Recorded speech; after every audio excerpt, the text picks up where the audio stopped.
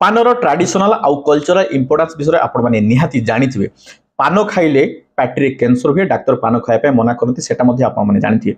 किंतु मो age group जो माने 44 45 46 वर्ष जो मानकर हेलाने से माने निहाती मने पकई परिबे आमर आई जेजेमा अजा जेजेबापा पान बहुत खाउथले किंतु सेमानको केबे कैंसर हो नथला।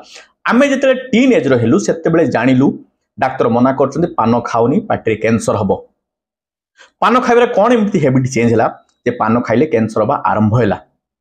पान खाइले कोन बेनिफिट मिले, कोन लॉस हुए, को हिसाब रे आपण माने पान खाइबे सो दैट आपण मानको केवल बेनिफिट मिलिबो, पार्टी रे कैंसर हबोनी, किछि लॉस हबो नाही आपण मानकर।